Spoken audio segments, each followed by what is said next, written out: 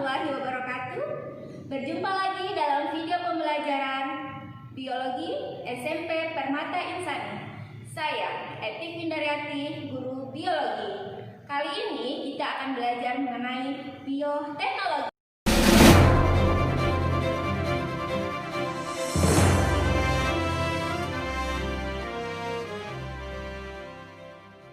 Kompetensi dasar yang akan kita pelajari yaitu 3.7, memahami konsep bioteknologi dan perannya dalam kehidupan manusia. Tujuan pembelajaran: 1. Menjelaskan prinsip dasar bioteknologi. 2. Menjelaskan perbedaan prinsip dasar pengembangan bioteknologi konvensional dan modern. 3. Mengidentifikasi penerapan bioteknologi dalam berbagai bidang. 4. Mengidentifikasi sumber-sumber agen bioteknologi dan produk yang dihasilkan. Pengertian bioteknologi. Bioteknologi adalah pemanfaatan makhluk hidup dengan proses biologi yang akan menghasilkan suatu produk yang nantinya akan bermanfaat bagi makhluk hidup itu sendiri. Ada 4 cabang ilmu yang mendukung adanya bioteknologi, yaitu 1. Mikrobiologi, ilmu yang mempelajari tentang mikroorganisme. 2. Biologi sel, yaitu ilmu yang mempelajari tentang penyusunan makhluk hidup. 3. Genetika, yaitu ilmu yang mempelajari tentang pewarisan sifat keturunan. 4. Biokimia, yaitu ilmu yang mempelajari kandungan kimia yang ada pada makhluk hidup. Bioteknologi konvensional atau tradisional adalah bioteknologi yang menggunakan mikroorganisme secara langsung. Sedangkan bioteknologi modern adalah bioteknologi yang melibatkan rekayasa genetik untuk menghasilkan produk dengan teknologi yang lebih canggih. Nah, berikut contoh produk bioteknologi konvensional di bidang pangan. Ada kecap, oncom, yogurt, keju, tape singkong, tempe, dan roti. Produk-produk tersebut dihasilkan dengan memanfaatkan mikroorganisme sesuai dengan yang diharapkan, seperti Saccharomyces cerevisiae yang digunakan untuk pengembang roti, tapai, dan minuman beralkohol. Nah, berikut tabel mikroorganisme produk bahan pangan. Silakan disimak.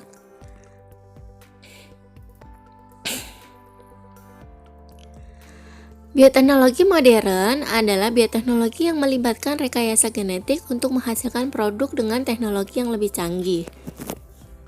Rekayasa genetik adalah teknik modifikasi gen dalam suatu sel makhluk hidup untuk mendapatkan sifat baru sesuai yang diharapkan, dengan cara memindahkan gen dari satu makhluk hidup lain ke dalam sel makhluk hidup yang akan direkayasa atau dengan menghilangkan gen tertentu dalam organisme tersebut.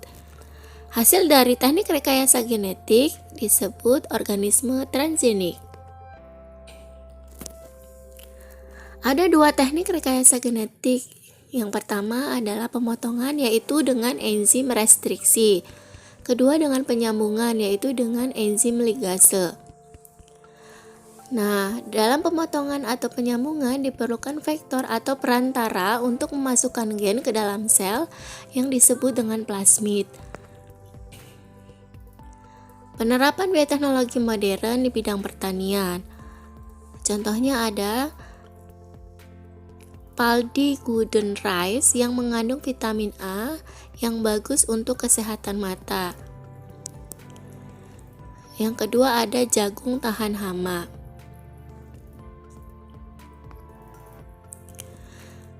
Bioteknologi di bidang peternakan. Contohnya ada sapi transgenik.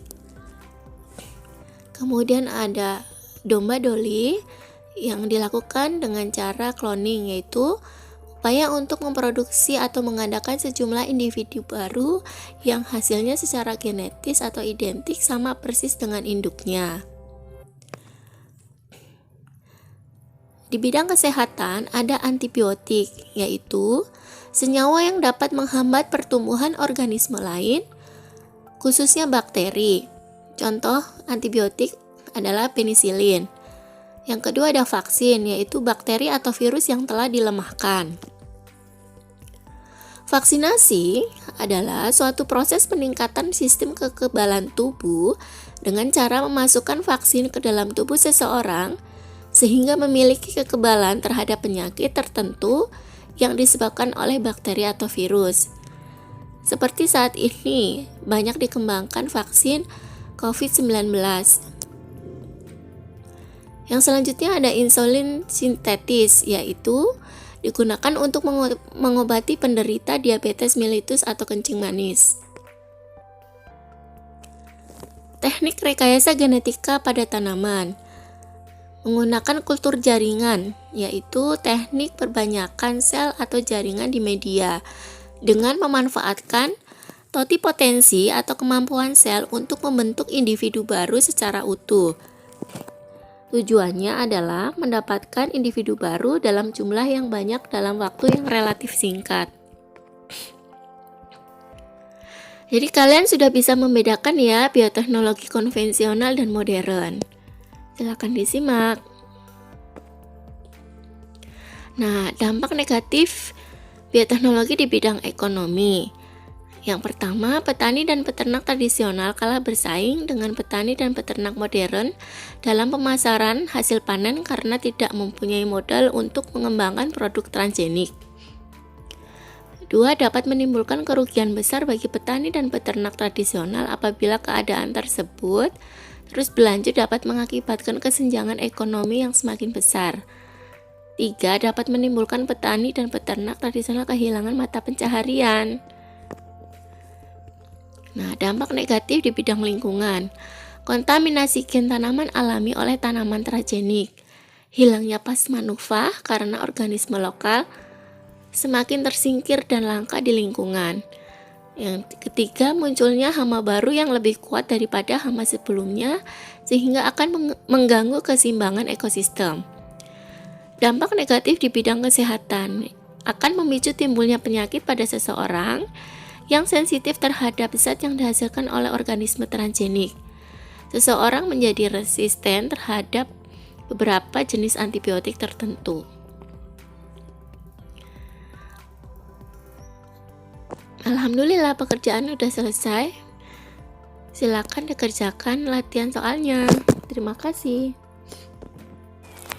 Wassalamualaikum warahmatullahi wabarakatuh.